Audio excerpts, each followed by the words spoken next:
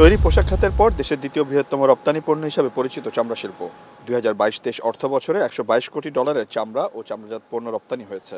তবে সম্ভাবনাময় এই খাতকে আরও কাজে লাগিয়ে দেশের অর্থনীতিতে চামড়া শিল্পের ভূমিকা আরও বেশি হতে পারত। কিন্তু দেশের বেশিরভাগ tannery leather working group LWG এর সনদ না পাওয়াতে ইউরোপের মার্কেটে সরাসরি চামড়া বিক্রি করতে পারছে না বাংলাদেশ।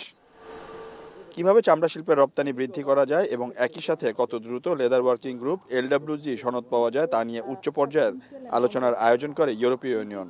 উঠে আসে ট্যানারি খাতে শুধুমাত্র দূষণ নয়, একই সাথে টেকনিক্যাল অর্থনৈতিক বিষয়গুলোতেও নজর বাড়াতে হবে।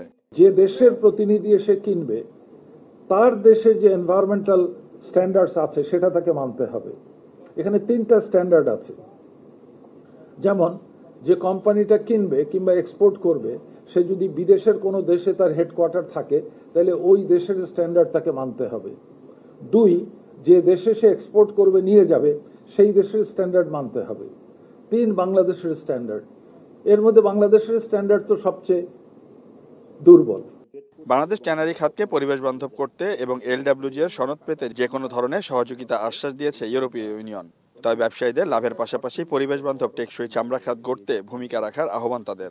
And Bangladesh's share of the global leather and leather goods market is about 3%, so there's huge potential for growth, as we've heard, and it's important that that happens, of course, in a sustainable way. And the more the sector manages to meet environmental and social standards, working towards a circular economy, the better for the country and, of course, for the sector and for the prosperity. এদিকে চামড়া শিল্পে মানমাত্রায় কোনো ছাড় দিবে না পরিবেশ মন্ত্রণালয়। যদি কোনো দূষণ হয় সেক্ষেত্রে যথাযথ ব্যবস্থা নেওয়া হবে। এছাড়াও চামড়া শিল্প পরিবেশ বান্ধব না হলে রপ্তানি আয়ের লক্ষ্যমাত্রা পূরণ হবে না বলেও জানান মন্ত্রী। সেটা শুধু পরিবেশের জন্য না, এই লেদার সেক্টরটা হচ্ছে একটা দারুণ উদাহরণ যে it is also good for business. Investing in the environment is good for business.